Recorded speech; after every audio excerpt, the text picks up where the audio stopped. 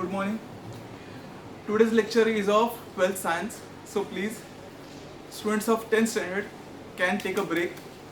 Now, as we were knowing that the topic which was going on was of rotational dynamics.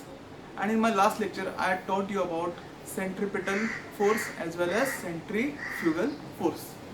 Now see, next topic is about applications of uniform circular motion. That is topic 1.3. And in that, the first topic I will take now, okay, and after that I will be taking the topic of moment of inertia. Understood? So this particular application I am teaching you today. The remaining two applications I will teach you tomorrow or day after tomorrow. See, before I start with the topic of application, the topic is about the safety speed of a vehicle. What? Safety speed of a vehicle moving on a curved road, flat curved road. Now most of you have traveled on express highways or normal highways.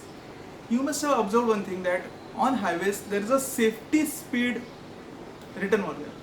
Safety speed limit. That means vehicles should not exceed that particular limit. What will happen if the vehicle exceeds that limit? Definitely there will be an accident. Now why this accident can occur? This we have to understand.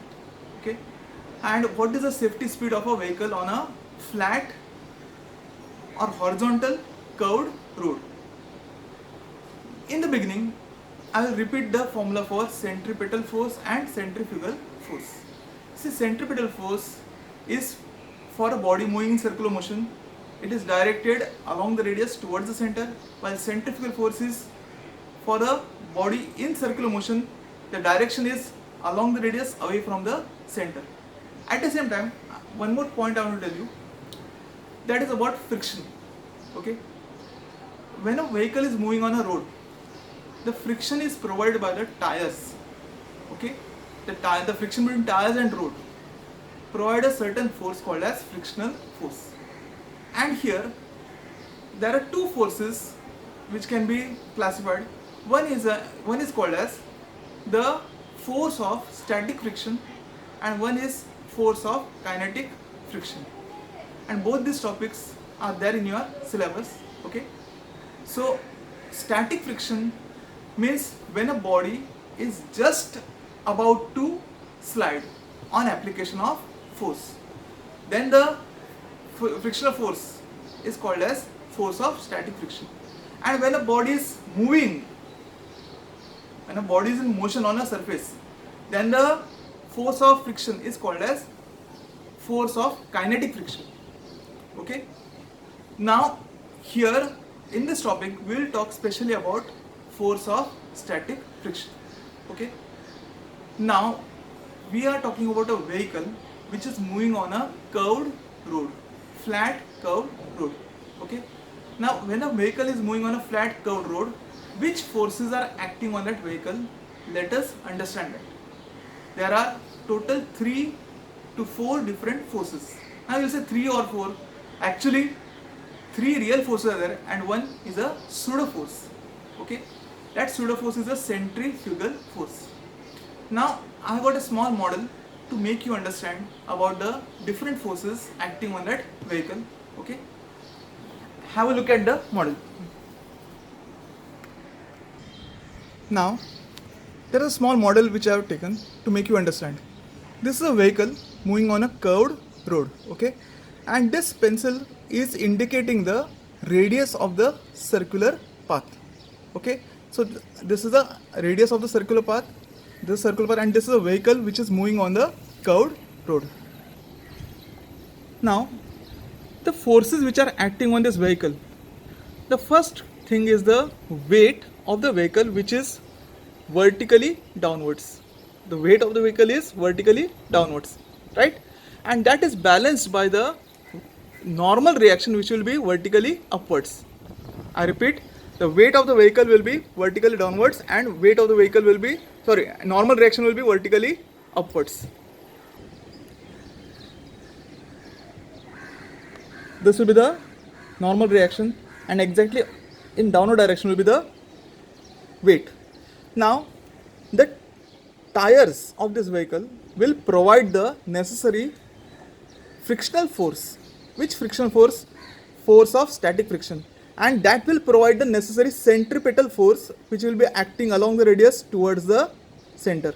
I repeat, the force of static friction will provide the necessary centripetal force which will be directed along the radius towards the center. And this centripetal force will be balancing the outward force acting on this vehicle, that is called as the centrifugal force. So once again, the four forces which are acting, three are real and one is pseudo. First, the weight vertically downwards, then the normal reaction which is vertically upwards. Okay. Third is the force of static friction which is directed along the radius towards the center, which will provide the centripetal force. And last is when the vehicle is in motion, there will be an outward force acting on this vehicle, that will be the centrifugal force, or it will be the pseudo force. The same diagram I have drawn on the board. Okay, this is a vehicle moving on a curved path, flat curved path. Okay, this is the radius of curvature of the road. The weight is exactly downwards, vertically downwards, and the normal direction vertically upwards, and this Fs stands for the force of static friction which is directed along the radius towards the center.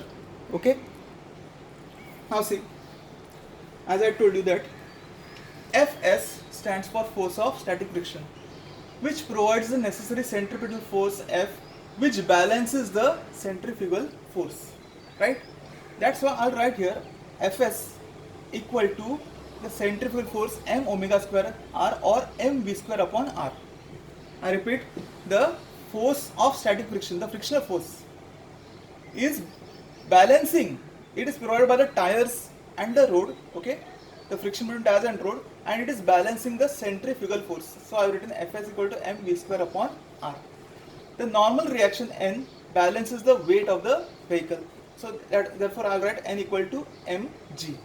This is equation 1, this is equation 2. Now when we divide equation 1 by 2, what we get is Fs upon N equal to v square upon rg. Is this clear? Two simple equations and we divide and we get this expression Fs upon N. Fs is the force of static friction, N is the normal reaction, v square is the velocity, and r is the radius of curvature, g is constant.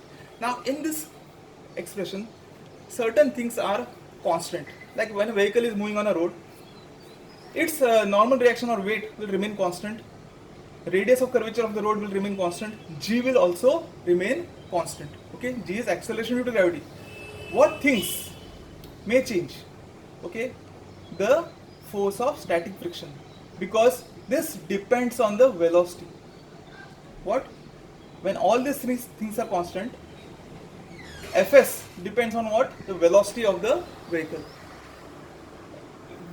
There is a limit of this force of static friction. It cannot increase beyond a certain limit. Understanding? And that's why the vehicle can be driven with a certain speed, maximum speed. If you exceed that speed, the vehicle will get overturned and it will lead to an accident. Okay. Now that safety speed, I'll call it as Vmax, and that maximum frictional force which it can provide, I write as Fs max. Okay, I repeat, Fs max is nothing but the maximum force of static friction and the maximum speed allowed to the vehicle so that it can move in the safely, it can move on the circular path, is Vmax. So now the formula changes. Okay, now the formula for static friction is given by mu s into n.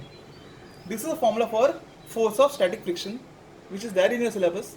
Okay, Fs equal to mu s n, Fs max equal to mu s into n. Mu s is the coefficient of static friction which depends on the nature of tires and nature of road. Okay, so when you put this value in this expression, expression 3, substituting in expression 3, what do you get? Mu s n upon n equal to V max upon Rg. N gets cancelled. What do you get? V max square equal to Rg. Just a minute. what we get here is mu s equal to v square Vmax square upon Rg, or Vmax square equal to mu s into Rg, or Vmax equal to square root of mu s Rg. This is the final expression of the derivation. It gives us the maximum speed with which a vehicle can move on a horizontal curved road with a safe speed. Okay, and it depends on three factors, out of which two are constants. R is radius of curvature, which is constant. G is acceleration to gravity, which is constant. So it is directly depending on what? Mu s, and that is the coefficient of friction between the tires and road. If the friction is less, what will happen? If the friction is less, the value of mu s decreases and the safety speed also decreases, and there are good chances that the vehicle can overturn and can lead to an accident. Imagine if the road is slippery or if the tires are worn out. What will happen? The value of mu s decreases, and when the value of mu s decreases, the centripetal force decreases and centrifugal force automatically increases. In such cases, when the vehicle takes a turn, the vehicle overturns and that leads to an accident. Okay, hope the doubts are cleared and the concept is clear in your mind. So that was the topic of application of UCM. Topic number 1.3.1, vehicle moving on a horizontal circular track, and the formula which we derived was Vs equal to square root of mu s Rg.